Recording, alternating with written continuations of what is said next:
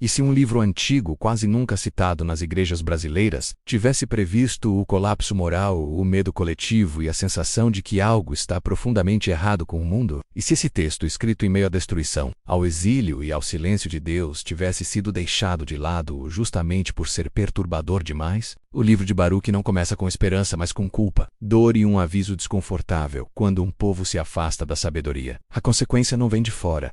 Ela nasce por dentro. Enquanto muitos passam a vida buscando respostas em profecias famosas, Baruque permanece esquecido mesmo, carregando palavras que parecem ter sido escritas para os nossos dias. Para um tempo em que a fé esfriou, a injustiça se normalizou e a espiritualidade foi substituída pela pressa, pelo poder e pelo medo. Hoje, ao abrir esse livro antigo, nós não vamos apenas revisitar a história de um povo derrotado, vamos encarar um espelho desconfortável que reflete a nossa própria geração. Porque talvez o que assusta em Baruque não seja o que ele profetizou no passado, mas o quanto essas palavras ainda fazem sentido agora. Capítulo 1 menos o livro que quase ninguém conhece. Poucas pessoas no Brasil já ouviram falar do livro de Baruque, e menos ainda tiveram coragem de abri-lo com atenção. Ele não costuma ser lido nos cultos. Raramente é citado em estudos bíblicos e quase nunca aparece nas pregações modernas. Ainda assim, ele está ali, silencioso, carregando palavras que atravessaram séculos como um sussurro incômodo, esperando o momento certo para serem ouvidas. Baruque não é um personagem qualquer. Ele viveu em um dos períodos mais sombrios da história do povo judeu, quando Jerusalém foi destruída, o templo queimado, e a esperança parecia ter sido enterrada sob os escombros. Enquanto muitos profetas gritavam alertas que ninguém queria ouvir, Baruque escrevia, registrava, guardava cada palavra como se soubesse que um dia aquilo voltaria a fazer sentido. O que torna esse livro tão perturbador não é apenas o conteúdo, mas o fato de ele ter sido empurrado para as margens da fé de milhões de pessoas. Nas Bíblias protestantes usadas pela maioria dos brasileiros, Baruque simplesmente não aparece. Para muitos, ele é considerado apócrifo, secundário, dispensável. Mas a pergunta que ecoa é simples e desconfortável: por quê? O que existe nessas páginas que causa tanto silêncio? O livro de Baruque não traz histórias heróicas nem milagres espetaculares. Ele traz algo mais difícil de engolir: responsabilidade coletiva, culpa espiritual, e a ideia de que o sofrimento de um povo não surge do nada. Logo no início, o texto deixa claro que a tragédia que caiu sobre Jerusalém não foi um acidente histórico nem apenas resultado da força militar da Babilônia. Foi consequência de escolhas repetidas, de uma quebra lenta e contínua da aliança com Deus. Baruque escreve como alguém que entende que apontar culpados individuais é fácil, mas encarar a falha coletiva é devastador. Ele coloca todos no mesmo nível: líderes, sacerdotes e povo comum, todos igualmente responsáveis por terem abandonado a sabedoria. Essa mensagem soa extremamente atual para um país como o Brasil, onde muitos reclamam da corrupção, da violência e do caos social. Mas poucos admitem que esses problemas também refletem valores distorcidos, pequenas concessões diárias e um afastamento silencioso do que é justo. Baruque não grita, não ameaça, não dramatiza. Ele constata. E é justamente essa calma que assusta. O livro começa com uma confissão pública de pecado feita por um povo exilado, humilhado e sem poder. Eles reconhecem que perderam tudo, não porque Deus falhou, mas porque eles mesmos escolheram caminhos que os afastaram da vida. Em um mundo moderno que rejeita qualquer discurso sobre culpa ou responsabilidade espiritual, Baruque soa quase ofensivo. Talvez por isso tenha sido ignorado. Talvez por isso tenha sido considerado inconveniente demais para uma fé que prefere conforto a confronto. Enquanto outros textos bíblicos oferecem consolo imediato, Baruque exige reflexão profunda antes da esperança. Ele obriga o leitor a parar e perguntar: em que momento nós também trocamos a sabedoria pela conveniência? Em que ponto passamos a chamar erro de escolha pessoal e injustiça de normalidade? No Brasil, onde a fé muitas vezes se mistura com prosperidade rápida e promessas fáceis, Baruque surge como uma voz antiga dizendo que não existe restauração sem arrependimento e que não há futuro sólido construído sobre valores quebrados. Esse livro esquecido não foi escrito para agradar, foi escrito para despertar. Ele não tenta competir com os grandes profetas, mas caminha ao lado deles, registrando a dor, o medo e a esperança de um povo que descobriu tarde demais o preço de se afastar daquilo que realmente importa. E talvez o motivo de Baruque ainda assustar até hoje seja simples, porque ele não fala apenas do passado. Ele aponta diretamente para qualquer geração que acredita que pode colher paz, vivendo distante da sabedoria. Agora que você conhece a porta de entrada desse livro esquecido, a pergunta inevitável surge: quem foi o homem por trás dessas palavras silenciosas e por que sua vida está tão profundamente ligada à queda, ao exílio e à esperança que ainda resiste? Capítulo 2 menos quem foi Baruque? O escriba esquecido Baruque não foi um profeta que discursava em praças nem um líder que comandava multidões. Ele foi algo ainda mais perigoso em tempos de crise, um observador atento, um homem que escrevia quando todos preferiam esquecer. Filho de Nerias, Baruque viveu à sombra de Jeremias, um dos profetas mais rejeitados da história bíblica. Enquanto Jeremias anunciava a destruição iminente de Jerusalém, Baruque estava ao seu lado registrando cada palavra, cada advertência, cada lágrima.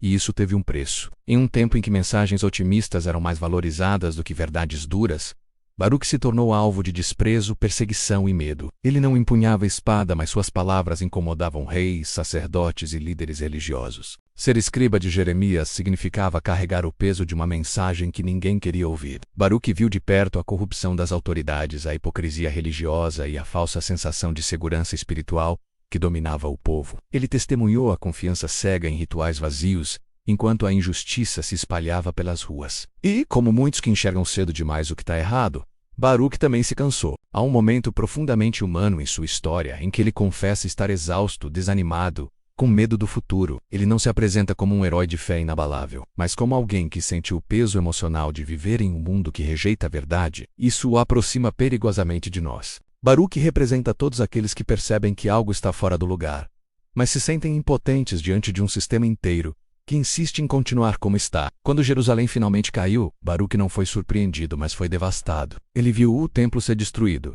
as famílias serem separadas e a identidade de um povo ser despedaçada. Diferente de muitos líderes que fugiram ou se esconderam, Baruque permaneceu. Ele acompanhou o exílio, o choro coletivo e a humilhação pública. E é nesse cenário de ruínas que seu livro ganha forma. Não como um grito de revolta, mas como um registro lúcido da consequência. Baruque escreve para que ninguém possa dizer que não sabia. Ele escreve para que o sofrimento não seja interpretado apenas como tragédia política, mas como crise espiritual. No Brasil, onde muitas vezes líderes religiosos se tornam celebridades e mensagens são moldadas para agradar, a figura de Baruque causa desconforto. Ele não buscou fama, não construiu um nome, não fundou um movimento. Seu papel foi guardar a memória de um colapso e transformar dor em aprendizado. Talvez por isso seu nome tenha sido esquecido, enquanto outros foram exaltados. Baruque nos lembra que nem toda missão é visível e que algumas das vozes mais importantes são aquelas que escrevem quando o mundo está desmoronando. Ele também nos ensina que caminhar ao lado da verdade pode custar caro emocionalmente. O desânimo de Baruque revela que fé não é ausência de medo,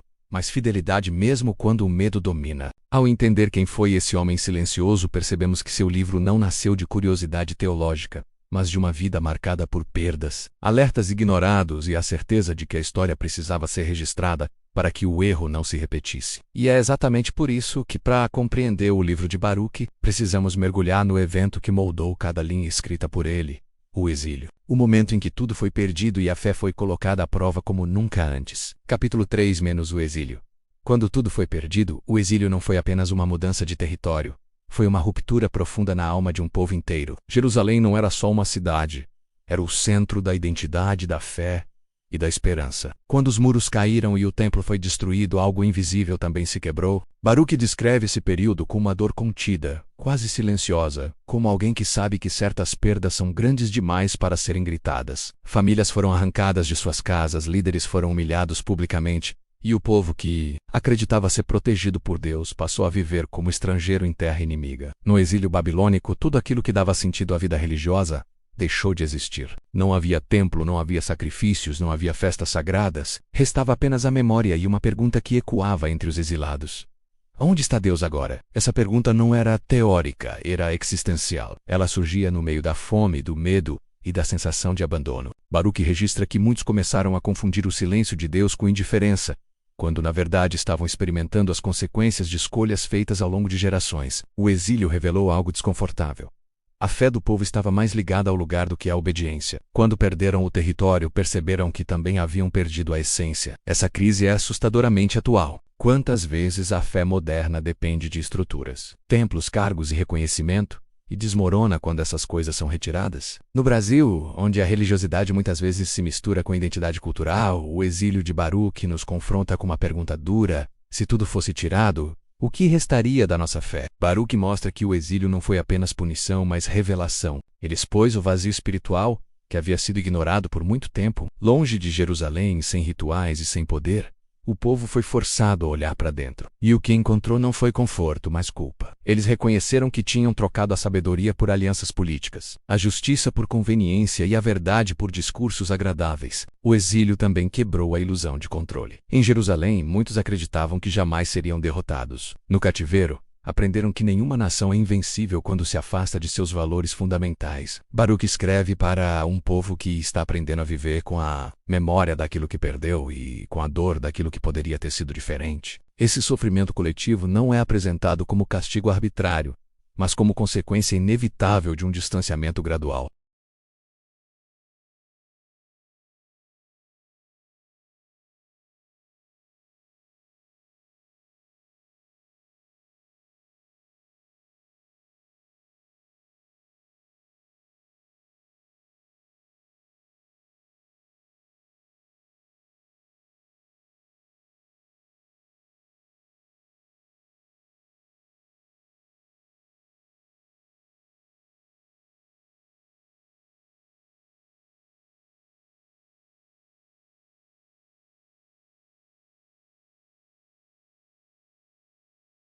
Baruch não escreve para apontar dedos individuais, nem para encontrar bodes expiatórios.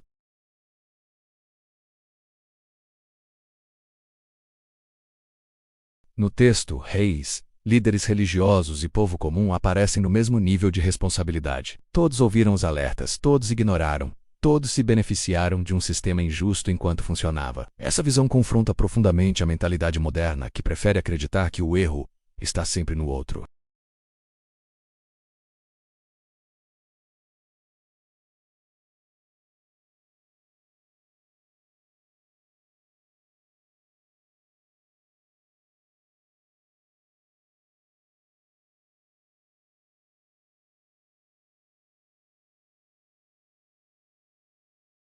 No Brasil, onde frequentemente se critica a corrupção, a violência e a desigualdade, Baruch soa quase profético ao sugerir que esses males se fortalecem quando são tolerados silenciosamente.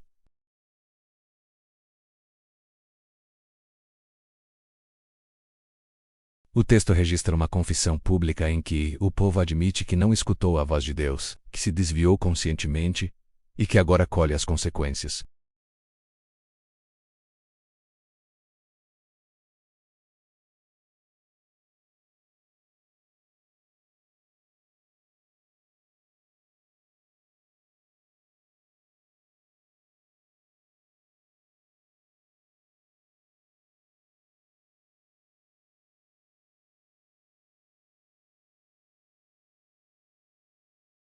Quando o pecado se torna comum, a sensibilidade se perde.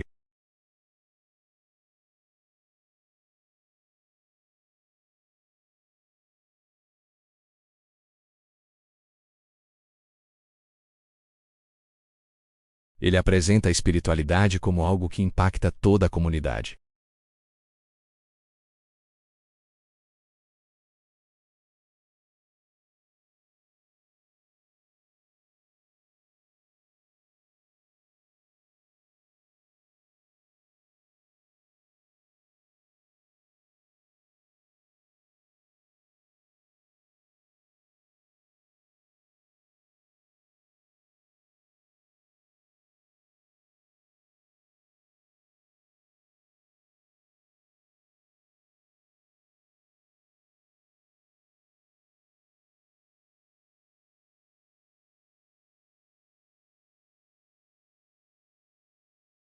No livro de Baruch, a justiça divina não surge como surpresa. Ela é o resultado lógico de um longo processo de afastamento.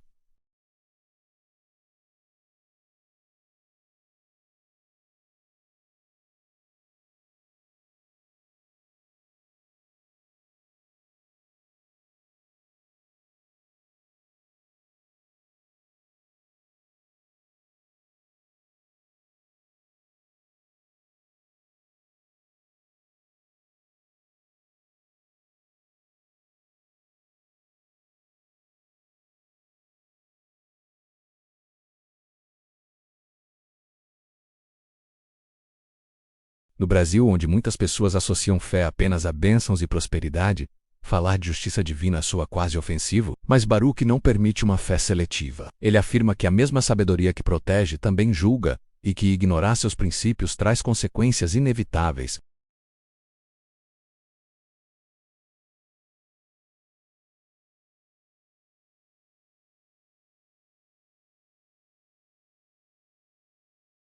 Baruque mostra que Deus não abandonou seu povo no exílio, mas os acompanhou no processo doloroso de aprendizado.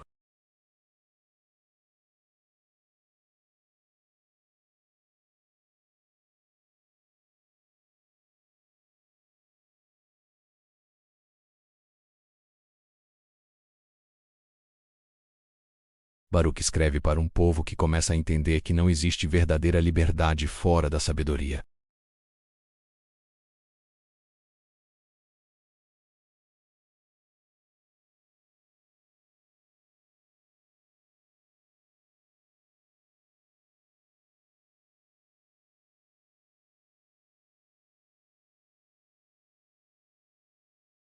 Ele afirma que a justiça de Deus é firme exatamente porque é justa.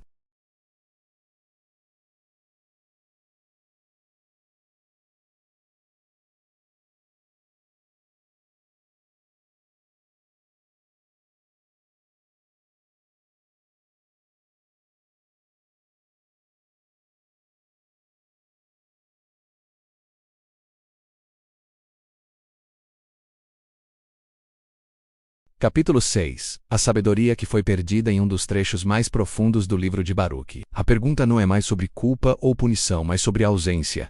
Onde está a sabedoria? Baruque trata a sabedoria não como conhecimento intelectual, mas como um modo de viver alinhado com a verdade. Ele afirma que o povo conhecia os caminhos corretos, mas escolheu ignorá-los. A sabedoria não foi retirada à força, ela foi abandonada lentamente.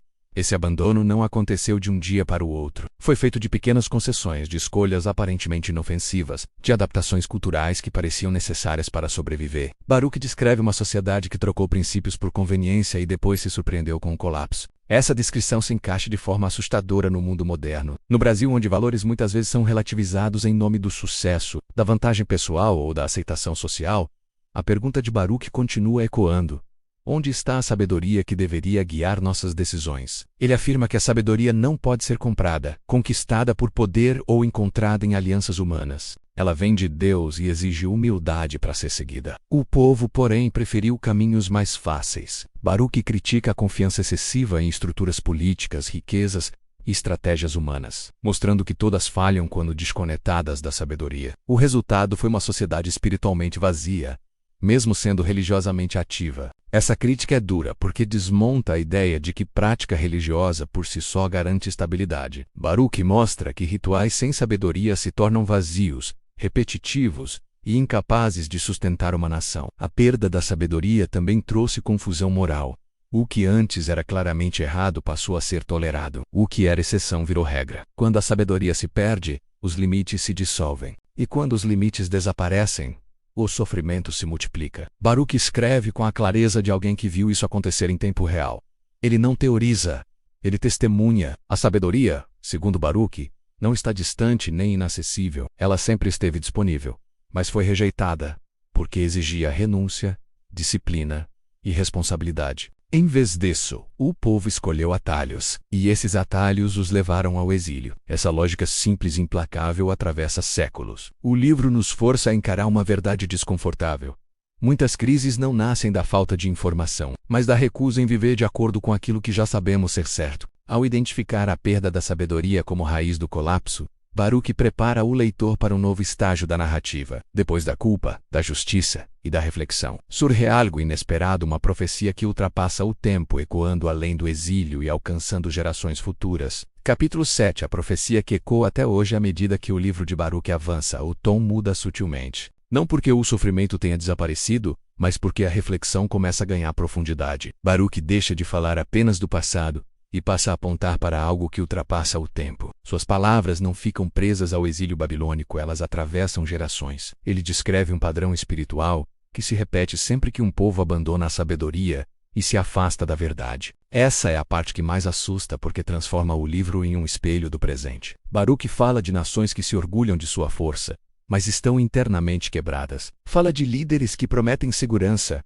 mas conduzem ao caos. Fala de um povo que busca respostas em tudo menos onde elas realmente estão. Essas palavras, escritas há mais de 2000 anos, parecem dialogar diretamente com a sensação de instabilidade do mundo atual. No Brasil, onde crises políticas, sociais e morais se sucedem, Baruque soa como um alerta antigo que nunca perdeu validade. Ele não prevê eventos específicos, mas revela consequências previsíveis. Quando a sabedoria é rejeitada, a confusão se instala. Quando a verdade é relativizada, a confiança se perde. Quando Deus é lembrado apenas em momentos de desespero, a fé se torna frágil.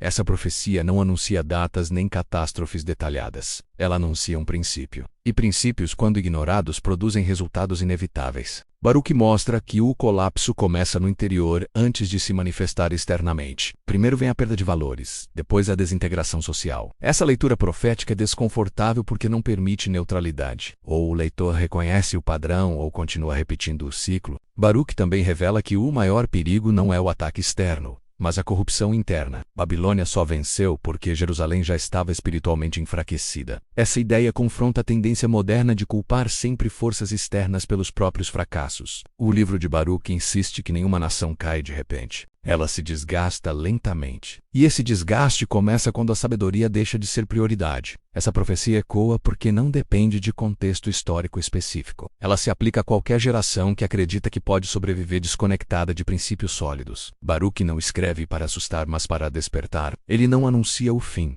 mas aponta o caminho que leva até ele. E ao fazer isso, ele abre espaço para uma das experiências mais difíceis da fé, o silêncio de Deus. Um silêncio que não significa abandono, mas espera. É nesse silêncio que muitos desistem. É nesse silêncio que a fé é testada de verdade. Capítulo 8. O silêncio de Deus e o tempo da espera. Um dos aspectos mais dolorosos do exílio descrito por Baruque não é a perda material nem a humilhação pública, mas o silêncio. Deus, que antes falava por meio de profetas, agora parece distante. As orações parecem não atravessar o céu. As respostas não vêm.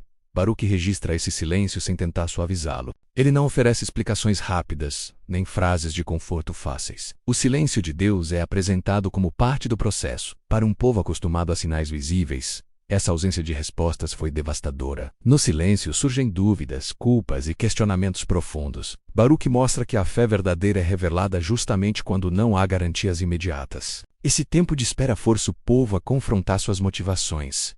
Eles buscavam Deus apenas por proteção ou por relacionamento? Queriam bênçãos ou transformação? O silêncio expõe intenções. No Brasil, onde muitos se aproximam da fé esperando soluções rápidas, o silêncio de Deus ainda causa frustração e abandono. Baruque, porém, sugere que o silêncio não é rejeição, mas convite à maturidade. É no silêncio que a dependência é quebrada e a responsabilidade pessoal cresce. Sem respostas externas, o povo é levado a uma reflexão interna profunda. Baruque escreve que, mesmo em silêncio, Deus continua sendo justo e fiel. O problema não estava na ausência divina, mas na expectativa distorcida do povo. Eles queriam alívio sem mudança, restauração sem arrependimento. O silêncio, então, se torna pedagógico. Ele ensina paciência, humildade e perseverança. Esse tempo de espera também redefine a esperança. Ela deixa de ser imediata e passa a ser construída. O povo aprende que a restauração não acontece no ritmo da ansiedade humana. Ela exige tempo, consciência e transformação real. Baruque não romantiza essa espera. Ele reconhece o cansaço, o medo e a sensação de abandono, mas também mostra que desistir nesse momento seria repetir o erro do passado.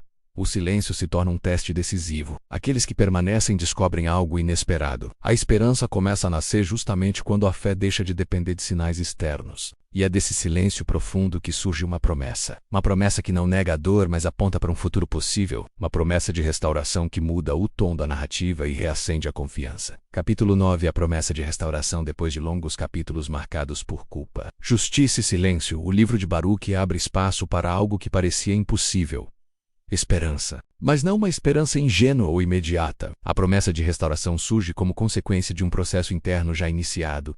Baruque deixa claro que Deus não abandona para sempre. O exílio não é o ponto final, mas um caminho doloroso que conduz à reconstrução. Essa promessa não ignora os erros do passado. Ela nasce exatamente do reconhecimento deles. A restauração em Baruque não começa com a volta à terra, mas com a volta à sabedoria. Antes de reconstruir muros, é preciso reconstruir valores. Baruque apresenta um Deus que continua atento mesmo quando parece distante. Ele afirma que o povo será reunido, não por mérito, mas por misericórdia. Essa promessa devolve dignidade a um povo quebrado. No Brasil, onde muitos perderam a confiança em instituições, líderes e até na própria fé, a ideia de restauração ainda toca fundo. Baruch mostra que a restauração verdadeira não depende de circunstâncias favoráveis, mas de transformação interior. Ela não é instantânea, nem coletiva por decreto. Ela acontece pessoa por pessoa, consciência por consciência. O livro afirma que Deus promete conduzir o povo de volta, mas agora com entendimento. Não mais guiados por medo ou conveniência, mas por sabedoria. Essa promessa também carrega responsabilidade. Restauração não é retorno ao que era antes, mas construção de algo novo. Baruch deixa claro que repetir os mesmos erros levaria ao mesmo destino. A esperança oferecida é real, mas exige compromisso. Essa tensão entre promessa e responsabilidade torna a mensagem ainda mais poderosa. Não se trata de consolo barato, mas de esperança madura. Baruch escreve para um povo que aprendeu da forma mais dura que fé sem sabedoria não sustenta. A promessa de restauração reacende a identidade perdida. Ela lembra ao povo quem eles são e para que existem. Essa recuperação de identidade é essencial para que o futuro não seja apenas uma repetição do passado. Ao reacender a esperança, Baruch também aponta para algo ainda maior. Sua linguagem começa a ultrapassar o contexto imediato e sugerir uma restauração que vai além do retorno físico. Uma restauração espiritual profunda, que alguns interpretam como prenúncio de algo maior, algo que mais tarde seria associado à figura do Messias. Capítulo 10. O Messias velado em Baruch. À medida que o livro de Baruch se aproxima de seus trechos finais, a linguagem se torna mais profunda e carregada de simbolismo. Baruch não apresenta o Messias de forma direta ou explícita, mas suas palavras apontam para uma restauração que ultrapassa qualquer retorno político ou territorial.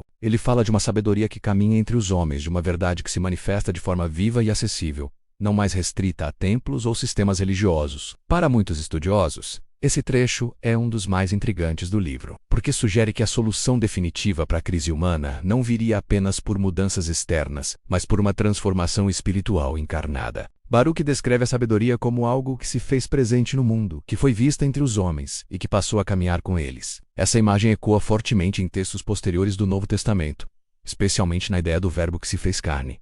Para leitores cristãos, essa conexão é inevitável. Para outros é no mínimo perturbadora. No Brasil, onde a fé cristã é predominante, esse trecho de Baruch provoca reflexão profunda, porque sugere que a mensagem do Messias não surgiu do nada, mas já estava sendo preparada silenciosamente séculos antes. Baruch aponta para uma restauração que não depende de poder militar nem de dominação política, mas de reconciliação entre Deus e a humanidade. O Messias velado em Baruch não vem para exaltar uma nação, mas para oferecer sabedoria a todos. Essa universalidade da mensagem contrasta com a mentalidade exclusivista que levou o povo ao colapso. Baruch parece sugerir que a verdadeira restauração só seria possível quando a sabedoria fosse novamente colocada no centro da vida humana. Essa leitura torna o livro ainda mais incômodo, porque ele deixa de ser apenas um texto histórico e passa a dialogar diretamente com a fé cristã. Talvez esse seja um dos motivos de seu silêncio ao longo dos séculos. Baruch constrói uma ponte entre o sofrimento do exílio e a esperança de redenção,